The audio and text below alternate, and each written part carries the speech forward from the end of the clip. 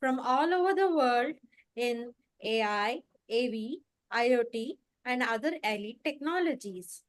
WeeklyWed is a forum where we come together to from learn all over the and to world. be continuous learners all through life.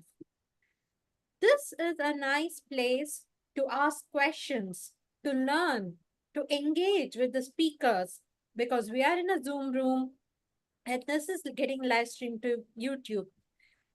So I would like all of you to know that we are recording the session, and in case you're not comfortable, please go off camera. And also, if you're not comfortable recording the audio, please do not talk and chat the question. I will field the question on your behalf. Feel free. This is your community where you learn every day. Weekly Vet is every Wednesday at 8 a.m. Pacific time. And I'm Yashaswini Vishwanath from Bangalore, India, and I am today's host. I'm an AI researcher from Bangalore, and I have been in the ethics space for quite some time, and that has been my passion. Today, we have an amazing speaker with us, Bonaventure. Bonaventure Dossou is Bonaventure Dossou stands out for his academic excellence and contributions to natural language processing and healthcare. He is educated at prestigious institutions. He is a PhD student at McGill University, focusing on AI's potential to bridge healthcare and language technology gaps. His recognition include notable awards and publications with world-class AI researchers, and he has made a significant strides in NLP for underrepresented languages, envisioned by his work on Afro-LM and FFRT Translate. Bonaventure's journey reflects a blend of high academic achievement, innovative research, and a commitment to leveraging AI for societal benefit. Welcome, Bonaventure Dossou. Thank you. Thank you for welcoming me for this weekly wait just at the beginning of the month of May. Thank you so much. Bonaventure, Yeah. we all are very excited about your book. And Yeah. so, the first question I have for you is I'll share a link of the book here in the chat for others to have a look at it. So, can you tell what inspired to write this book? Okay. So first of all, it's always been a child dream to write a book. Um, because I think books and what is written is what could be what is left for other people to use after like our time has passed.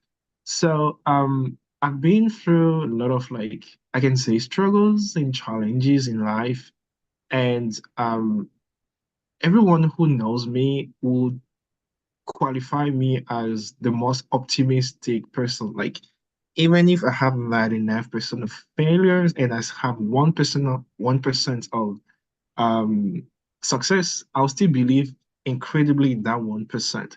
So that has guided me through all of my journey from childhood until now. And when I got into research and in an unexpected way, we could go through that like in the session, people had identified themselves to my stories, and for instance, I've written my year of fame 2020, and then a lot of people recognized it. They were like, they actually saw a motivation and inspirations. So since then, I received here and there couples of like, oh, mentoring requests, people reaching out to thank me for my work, telling me that I inspired them and everything. So this book, I have actually written the title, started writing the title.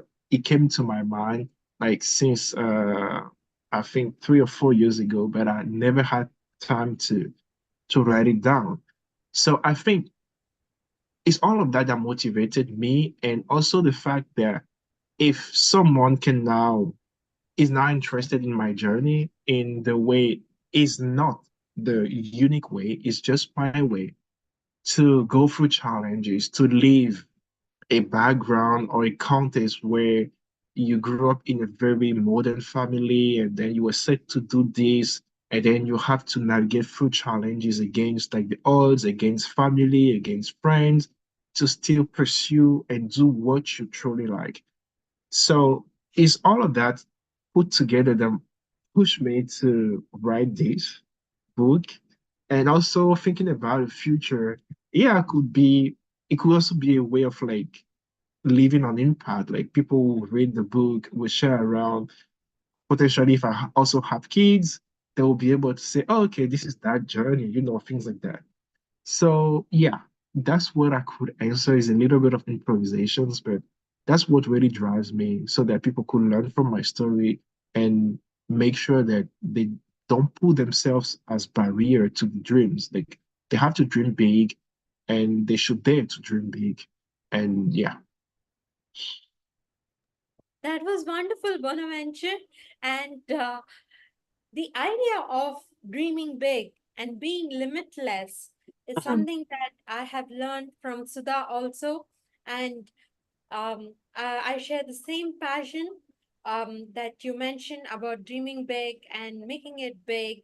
Um, I really like the way you had the thought of the book in your head for quite some time, and then you thought about having it so that you will help others in mentoring.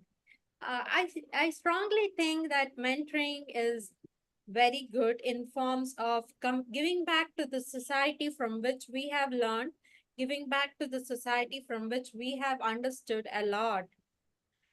Bonaventure, I Yeah. would like to uh, know more about the mentoring that you do.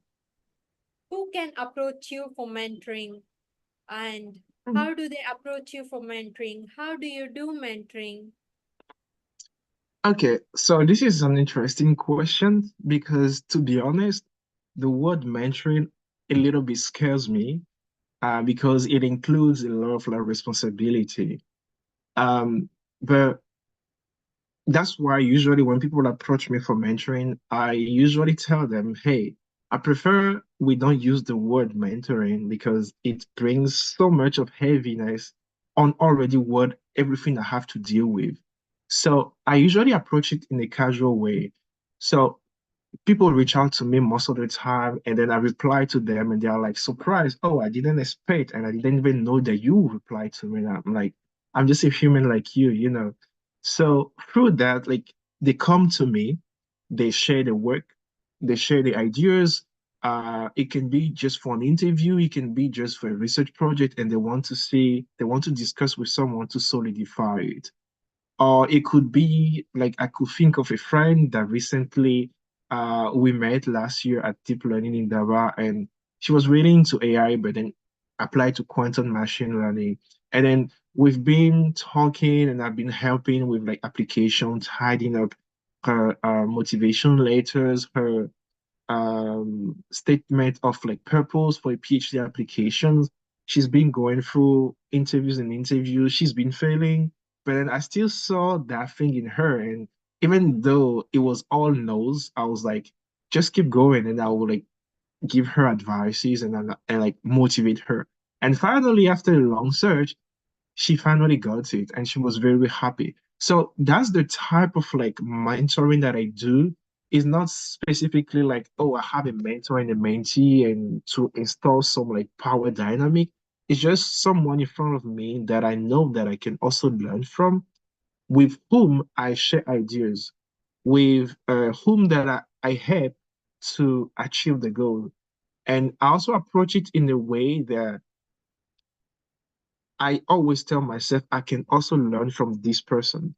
It can be someone from finance, but then interested in applying AI. It can be like, as I say, like quantum machine learning. I don't know anything over there. I do have like some theoretical background about like quantum mechanics and things like that, but the machine learning part, no. But being able to show people the way, or at least help them find the ways, or connect them to other people that could actually be able to help them through the first steps in journey, as I've been blessed to have been helped as well, is the type of mentoring I do, and anyone can approach me. Recently also two people reached out to me for writing them recommendation letters for like immigration purposes for us in the US. I do not personally know them, but I read through them and they've been recommended from friends that are close. And it's been a pleasure to do that, because I know at the end of the day, that is something, if approved, which what I wish, will be something that could push those people forward. So is mentoring, but in a very like liberal way and casual way, focusing on like helping the person actually pushing and being more independent. Because it's also not so good when the mentee, if we want to use that term, is heavily dependent on the mentor. The person has to be able to learn slowly and steadily how to navigate their way through what they like. But then I'll be there to give my input when needed and to encourage them. So that's the type of like mentoring and, if I can say, motivation that I do. And is to anyone. People reach out to me on like social medias, people reach out to me via email, and I always make sure I respond, and always also make sure that I'm honest with them so that I just don't keep them waiting and do not give them like false hopes, as we could say. The the role of a mentor in anybody's life is so important that it can shape their life, it can give turning points, it can elevate. Yes. And I am very happy to know that your mentoring has had such a great impact on people's life. And I hope you continue mentoring. While you were talking about mentoring, you were talking about research. And I Um, see that the title of your book says that you are a research warrior. So, can you tell me and everybody here, how was your research journey? What took you into research? Where did you do okay. your research? And what did you do your research? Okay. So I think the research journey will be more interesting because I've never dreamt of like being a researcher one day, Um, as I'm as I stated roughly in details in the book, I wanted initially to become a doctor. And I was like very, very not good at all in mathematics. My dad is an architect. He's retired now, but he's an architect. And he's been also one of the brilliant mind of like my country, Benin Republic. So he also came with a little bit of shame of like son of an architect who is not good in maths, right? So I was more good. I was like brilliant in like biological science, and I wanted to become a gynecologist. But what actually the turning point is actually meeting the person that I could call a mentor. Mr. Inyas is his name, who actually showed me that, okay, this is science, especially in mathematics. This is science. You can master it. You just have to, learn, teach yourself. It's okay if you fail. So through that process, quickly, within a year or more, or just even less, I switched completely from the person in the whole high school that people were looking at outsider, loser, someone who was not good in maths, to someone being a reference in maths, sorry. Professors now had started using my sheet as like the grading prototype, things like that. So it was a quick change. Then I moved to university, and there was a big clash over there because already in our country, what we do is like by the end of the high school year, what we do is like we fill a form where we choose three fields that we want to study in. And I was just like mainly picking like on medical stuff. But then after the high school diploma exam, I found myself asking myself whether I really want to do medicine because I've heard things about it and have people who have been in the field, and the journey is not so good. Plus, the when I started really enjoying mathematics, I started having that enjoying that freedom of thought. The fact that we could go through a we could we could solve a problem by going through different roads, right? Like they say, all road leads to Roma. So that's the way I decided to shift now to computer science because I didn't want to be a teacher. And that was a big issue because I had to deal a lot with my family, which didn't support me, especially dad, because he was like, "You should go to medical school. You should do what we agree on you to do." And I even got back then a scholarship from the government that I turned down because it was focusing on medicine. And I was like, "No, I prefer pursuing what I really like and love rather than doing something because my parents told me to do." And this had led to several things like we were in the process of like applying to schools here in Canada. But then dad said, okay, you can forget about it. If you don't want to do what I asked you, then, because for him, it was a way of like rewarding him for all those years where he's been paying a lot of money for education. So I decided that I then moved to Russia because hopefully throughout the first year, my academic results were good. So I was selected by the government to go and study mathematics in Russia. This is where everything has bloomed because I was like, hey, I came in a country where I don't know the language. I came in an institute where the last person being there was 30 years ago. I was with a friend, Chris, so we were the two ones. And I was like, okay, this is where I also named to leave my fingerprint. There was a board over there of excellency, and I was like, I had to be there because I heard that no black students have been there. So from there, I started like touring more with programming, taking part in competitions, challenges. And then throughout the end of the third year, that's where I got interested in research. Unexpectedly, because it came actually from a bad experience with a startup with a lady who I think abused us. We're not paid, but then I worked on building something that was integrating translations on like African languages, the one that are available on Google Translate on a mobile app. And that's technically how I discovered natural language processing on my own. And I presented it to the group. Oh, we could use it. But they were like, oh no, it's not your product, it's our product.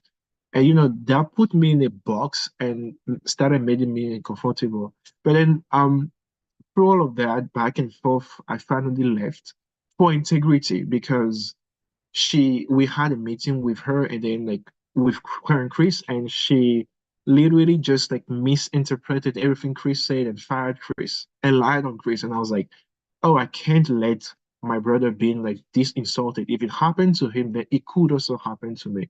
So following that, I left with Chris, and then we're just curious because that's where we started thinking about the AI for African languages. We were like, okay, if we could do this, that's going to be a big thing. And then from there, we joined Twitter. We started like reading the trends, and then there was a contest, AI for D, where we wanted to create data sets.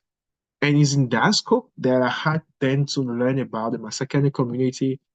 It looked at the big thing, so I had to back then one had to apply to join, which I did. Chris was a little bit skeptical, and me, my philosophy has always been the worst thing that you can get is a no, is a failure, and you won't die of it. So you don't lose anything by trying. And luckily enough, we received acceptance and we joined, and it was a whole world. We were just there and we thought about something and we were like, okay, so this could be something, but people have been working on it. And then that's how we joined quickly, and we had to learn very fast with people like Jada Bud, Julia Kreutzer. Those were the people who mentored us, and there are many other people as well. Julia especially really helped us, Chris and I.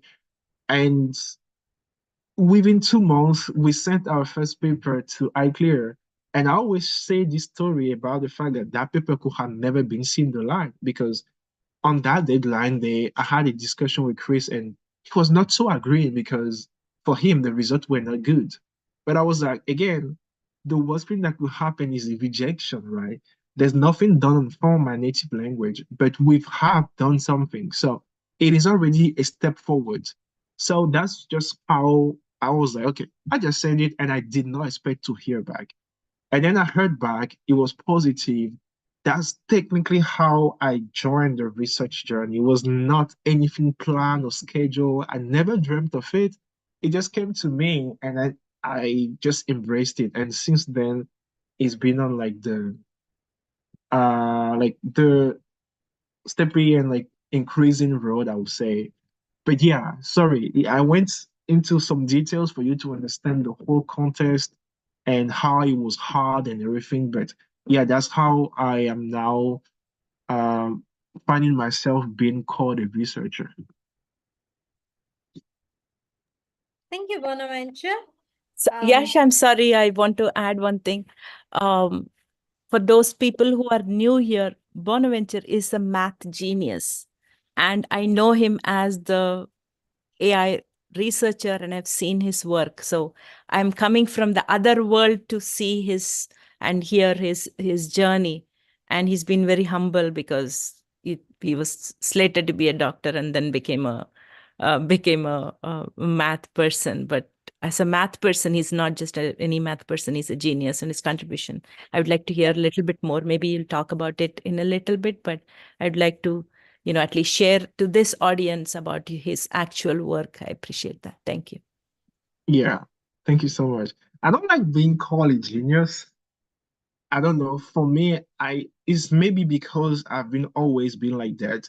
I like better to be seen a little bit as an outsider because then that gives me the scope to show people, oh, okay, you've been wrong about me, right? So also a little bit in my mind, I always keep because in my mind now, I always move with the concept that I don't know anything. For me, it's the way to keep learning because if I put myself in my head, or maybe if you do, you consider that you've already known everything or you already know everything, it's hard to keep learning. But then in this research space, you have to keep learning. So sometimes I usually tell people, and I don't like to be called genius. I'm good. Yes, I get the credit, but it's a way to humble myself and say, okay, you still have a lot to learn. that is a very nice outlook to look at learning, to always be humble and to learn more. But Yeah. I'm very happy to know that you have made such great strides in NLP, uh, bringing in AI into the African languages. Could you shed some light on that? Yeah. So the first, I mean, one of my research area is focusing on like underrepresented languages. Initially, or the main focus is on African, but then what I try to do is to come up with ways with like method algorithms that could really leverage the low resource scenario there. Not only like African languages, but like Indic language are also in, right? So how can we build models from scratch, for instance, that use significantly low data and compute, but still like really like tries to maximize the performance. So I think this is going to be interesting and important for the future because everything is in English for sure, but many people like that's where I usually go to philosophers or like people like Nelson Mandela or writers like Ngigi Wationgo, and I had those experiences, especially when I was in Russia, where I have friends over there who ask me about, oh, what is your mother tongue, for instance? And I'll be like, oh, it's French, but I know there should be a mother tongue, a language in which you express yourself. And I felt very like culturally alienated. On the side, I've noticed that they will try to speak English, but whenever they want to express something that is very dear to them, what they do is like they use the language, right? But you can think about how it affects the mentor not to see your language in like high technologies. Like it will give you that impression that not only you do not matter, but that you are not important. And I've done several work in that space that shows, for instance, that like current like state of the art ASR automatic speech recognition models, they usually do not transcribe well African names. So look at a technology that is powerful, but that transcribes your name wrongly. It robs everything from you, like your personality, everything. So this one goes beyond technology. It touches your history, your heritage, your culture, everything, right? And there's also that thing about, for instance, like underrepresented group when they're in a very specific space because they have to maybe to speak English in a way so that they feel like they are accepted or like they feel like people see them as intellectual. So it's all of that that is important and that I want to push forward and include in my research and existing language technologies to have very inclusive platform where people could feel free to speak their language. Like people could speak their language with the grandma, people could speak their language with the kids. I personally dream of like a moment where I'll be able to enjoy the fruit of my research. Uh, Obviously, engineers have to come in to be able to put it in the product, but then that will happen, and I could be able to teach maybe French, not French 4, and go my two native language to my kids, which is something I didn't have to have because back then in Benin, you have to speak French. If you speak English, the native language, sorry, in high school, you were being punished because they will consider it as you not being like cultivated enough, as you being illiterate, So people speaking those language were seen as lower than a person or something like that. I don't know if you get the idea. And this is the thing that we need to overcome. And that's what I'm trying to do it from the technological perspective. Many other people, friends that I know, are pushing it from like linguistic perspective. But as they say, it takes a village to build a great technology, if I can say. So everyone has to play his part. But that is the way I want to play my part. That's why it's important to me to keep doing this work as well. Yeah, so that is a little bit of motivation, a little bit of things that I see for the future, and a little bit of like work in that space. And then for that, like, I created a several data set, I created several techniques, method, models out there, and people have been using it to apply it on their languages as well, which is also a way of like getting recognition for the work that you've done, things like that. So yeah, overall, that's a little bit of it. Bonaventure, I think the low resource languages that you mentioned is just 1 second.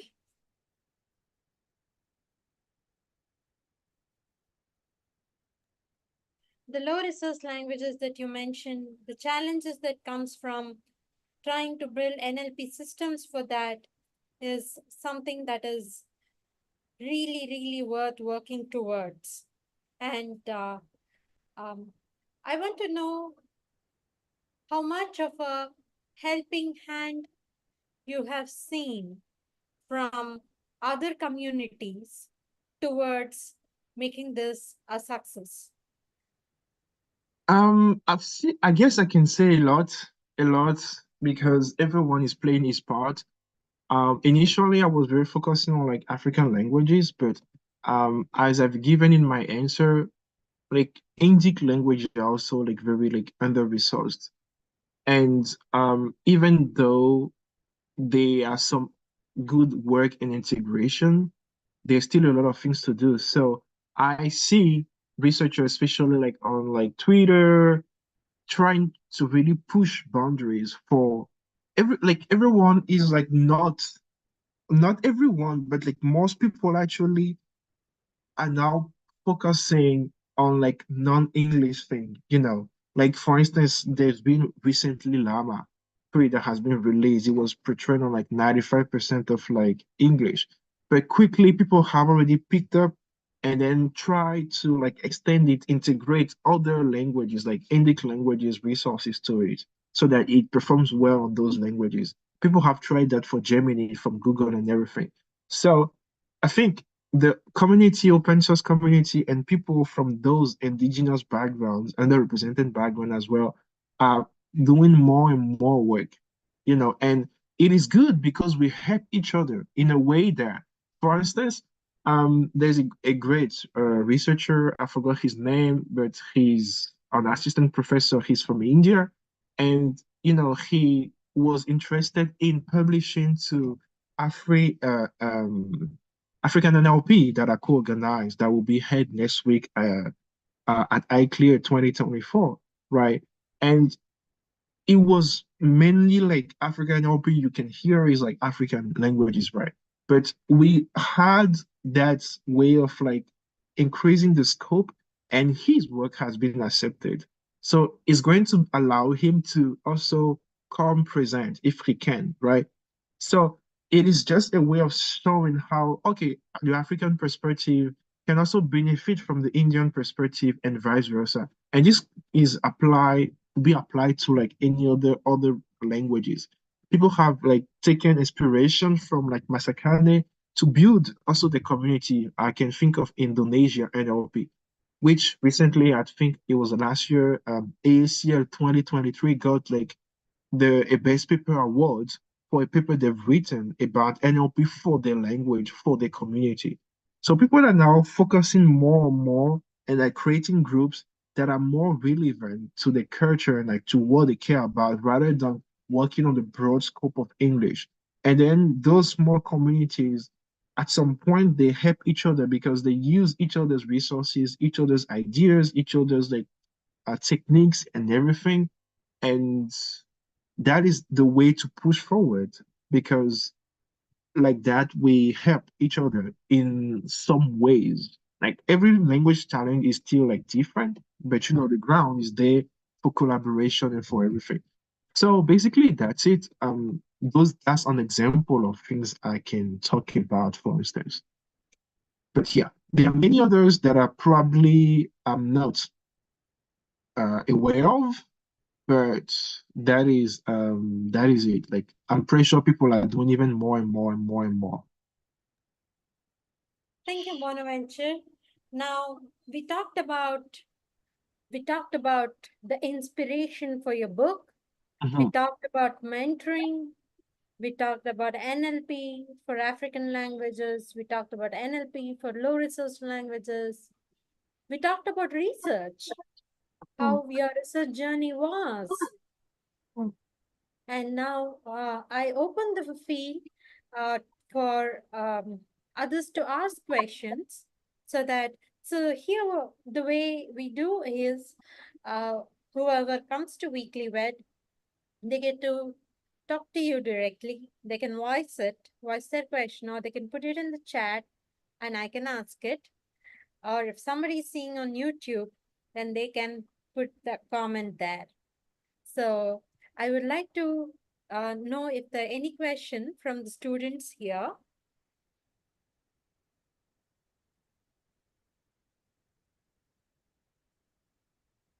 Okay, here we have two questions. One from Sudha, that is, what is the challenge in adding NLP for African languages? What is the main challenge? apart from the low resource? I think there are a lot of them. Personally, these days, especially with my PhD, um, I'm trying to think of it more from an algorithmic perspective. You know, like when we talk about low resource for African languages, there are also many others. You know, they're um like how to model a language. A language itself is already difficult, right? Like about the complexity, about the richness of the language. You know, a language had several various accents, various like dialects, and all those type of things, right? So it is like trying to model a language includes trying to model all those aspects of a language, which I think it is still challenging. That's where not only the research aspect is important, but also uh how am I going to say, the linguistic aspect, the people, the autochthon, the stakeholders, people who own those languages. That's why I was saying, like, it's going to take a village to build a good technology that everyone can use, feel safe about it, feel secure about it. So, except the low resourceness of like those languages, I'll think about the structure, the way they are being like the structure in general, you know, the complexity, the different accent, dialects. For instance, Fon is the most spoken language in my country, Benin Republic. But if someone from the south, where I grew up, speaks Fon, someone from the center of Benin will not understand, which is, I think I can think of Abome, which is the center, which is where Fon is really based. And if that person speaks from back to the one on the south, they will understand each other because the intonation, the way you like last on some letters, on some vowels and consonants, all those things make the language not only interesting but challenging, such that even two people from that background cannot understand themselves. I was recently in Kenya for a conference, and I forgot the name, but it's a mix of Swahili and some like slangs, which like evolves through time. So they also made it something like is a group thing. So everyone can invent its own version of that slang. And if one person of this group is speaking with one person of this group, the second group, they won't understand each other because there are some code, language code that have been created. It's still under the same like umbrella of the language. I forgot the name. It's Swahili and something, but you know they cannot communicate because the code is different. So it's all of those that are also very challenging, and I think it's not like only for African languages. It's for every language that is still need that we still need to like integrate and innovate about. So yeah, that's what I could say. Yes, yes, I totally agree with you about the family of languages and the nuances in each of the languages that are there. Yeah, Uh, so the question that I have now is, did you need to build a new tokenizer for African languages? yes. So yeah, definitely we do. I did, and like some works that I've done with other people, in some work that I've done with other people, we did. So for instance, for Afrolem that I built from scratch, I had to build an entirely African specific tokenizer. I didn't use the tokenizer of like the architecture, the model architecture, like the XLMI architecture. No, I built the tokenizer from scratch, integrating only African ones. Um, there have been recent things that I've done, for instance, integrating like African languages to Llama. And for that, it was like building a new tokenizer that was specific to those African languages, and then extending the Llama's tokenizer to those new tokens, and then perform some what we call continual pre-training for the model to learn those new tokens. There are also models like Gemini or Gemini, however it's called, you know. But yeah, building proper tokenizer is also important because the tokenization is important in the way of like representing the information and agreeably impact the performance of the NLP model on that specific language on the specific downstream task. So yeah, I always go if I can for building a new tokenizer for those specific languages. Bonaventure, the tokenizer that is created, so is it out for public? Is it on Yes, GitHub? Where, yes. okay, I good. always put my code and data, everything in public. What I also do is also I open source uh, the code is open source. So like for instance, you can gather your data and then just run the commands on the README. Like each step is like well documented. So you just run the command and then you have whatever you can see on your screen, and then it builds a tokenizer on your data set, for instance, that then you can use for the training of the model. So yeah, everything I do, I always open source it. The models are like on Hugging Face, and everyone can use it, can build it also from scratch and everything. Yeah, so yeah, that's my GitHub. So like everything is definitely there, except if it's a work in progress, but everything is definitely always there.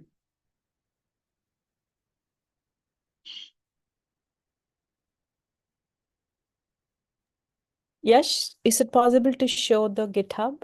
I've just put it on the chat and I realized the people here on the chat are able to see it. I put the GitHub, I put his Google Scholar. It's lot of amazing work.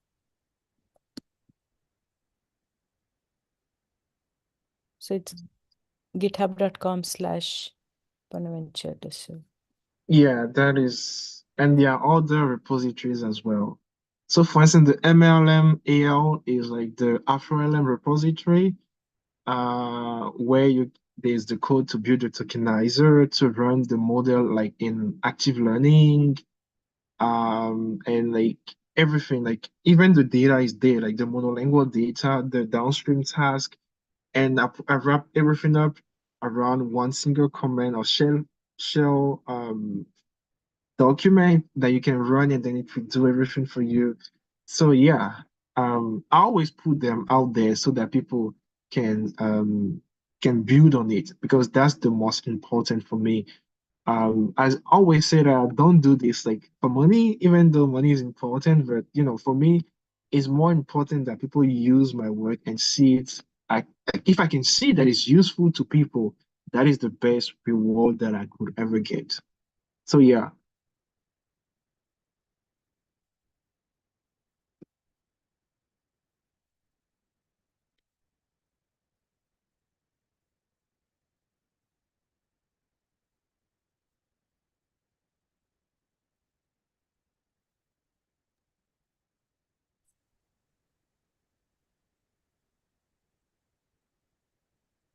There's a question from Rene.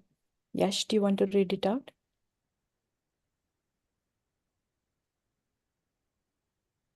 Or yeah, Rene, if you're comfortable, you can speak up. Rennie, would you like to voice your question?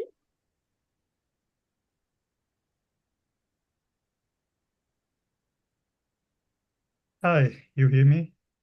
Yes. Cool. Since you were talking about the different languages in Africa and the dialects, Mhm. and it would be difficult for people to communicate, do you think with a universal AI tool, could it be impactful for the economical situation in Africa? So, if you had a tool like this, you could make a better business, it could be impactful for the economical situation. Mhm. It could be helpful for education, for many situations.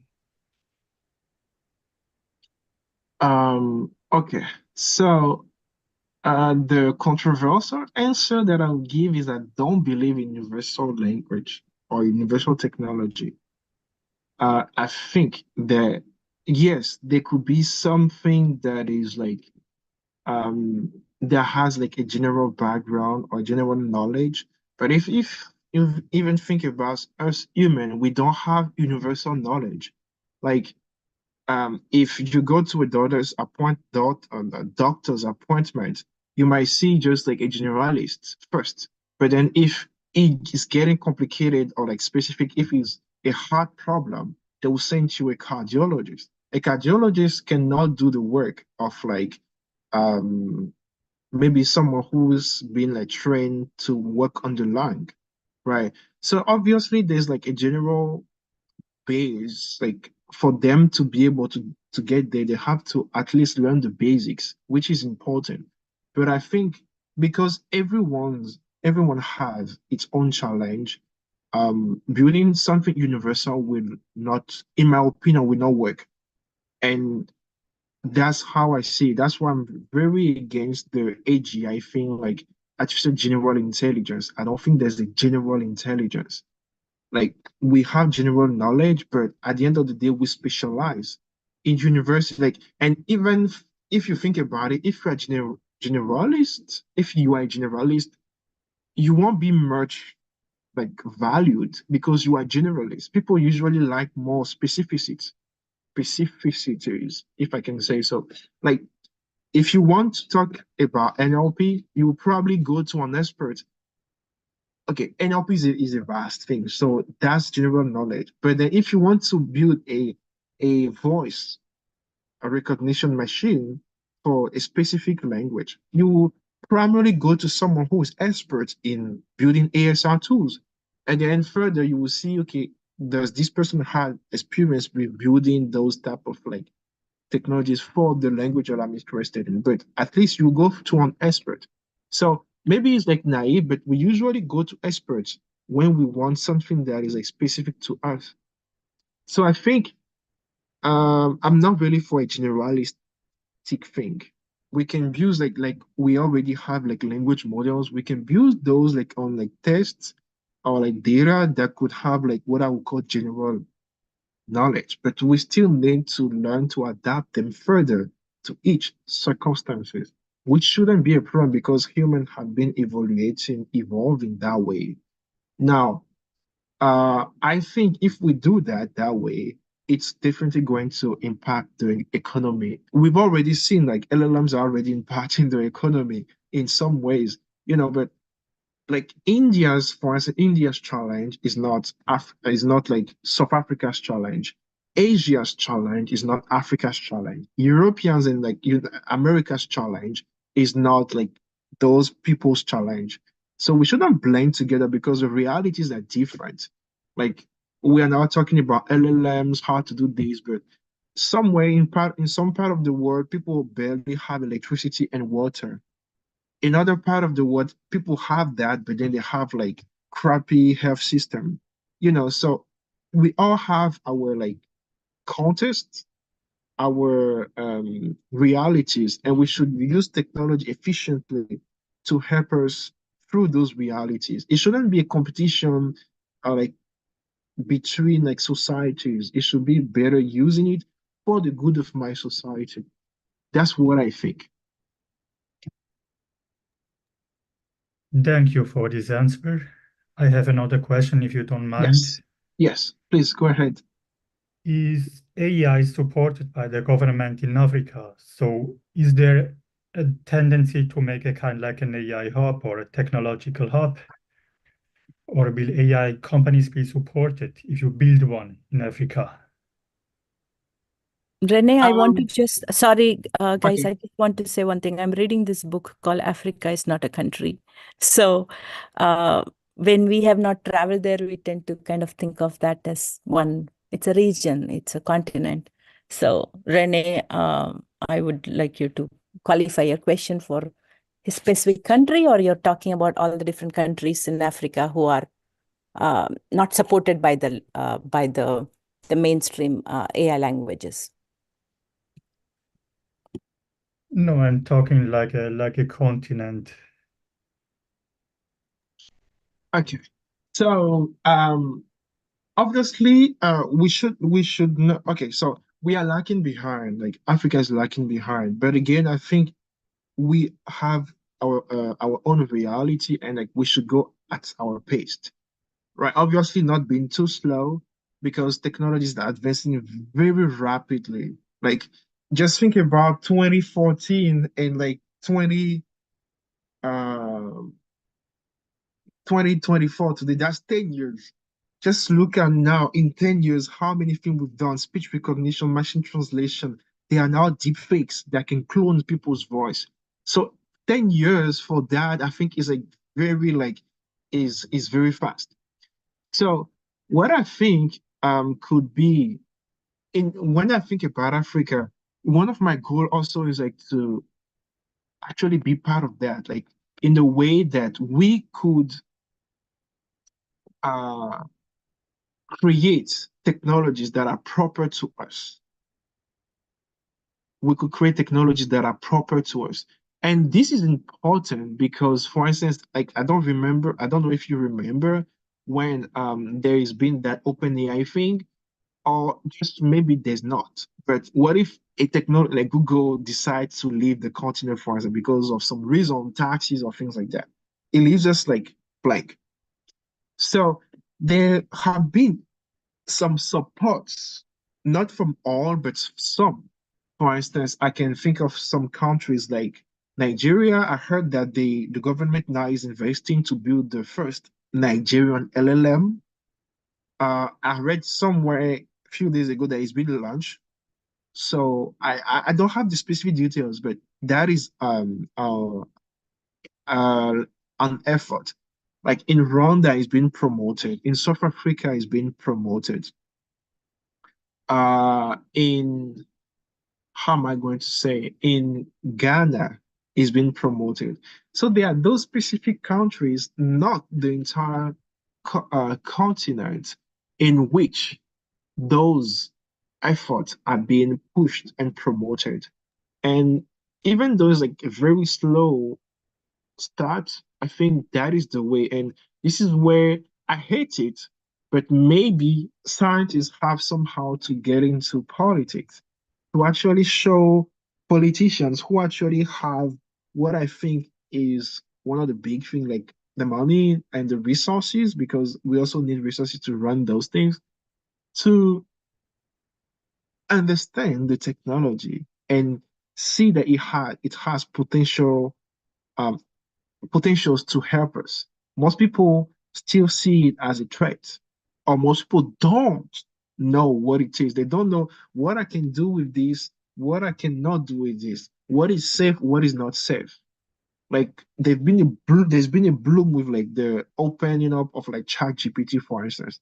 And from today to tomorrow or yesterday to today, people improvise themselves as experts. But when you see those, you could still see the lack of education when it comes to AI. So I think there are some effort ongoing, but there should be more. And that starts with like education and like training so that people could see. And I definitely think there are a lot of like great students, PhD students abroad that are Africans that left. There are assistant professors, there are researchers at DeepMind, there are researchers at Google and everything, you know. But then if there is that ecosystem for them to come back home, people, including people like me, then I definitely see, and that is also one of the things I'm praying for and I'm working toward to Africa as a hub of talent for that. So again, we don't want to be, I don't see it as being in a competition with anyone. We, Africa, will have its own challenge that his or her kids are going to try to solve for the benefit of Africa. And it's going to be the same for Asia. It's going to be the same as it is already going for America, for Europe, you know. And then depending on several factors like demography and everything, um, everyone could like participate then into the global economy and like improving the like lifestyles, like condition of livings and everything of everything. And like there could be also more like equal trading without like dynamic of like powers in play, you know. So like we could trade equal to equal. So yeah, that's what I think about the question that you've asked, and that's what I would like honestly to see. Okay, thank you. But in conclusion, we believe that AI could be helpful for further development for It will. everybody. It will. It is Thank already you. been.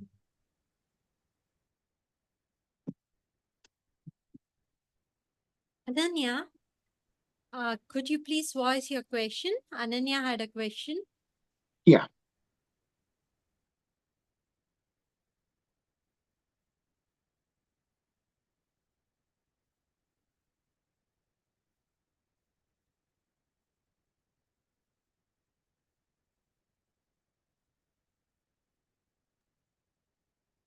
Okay.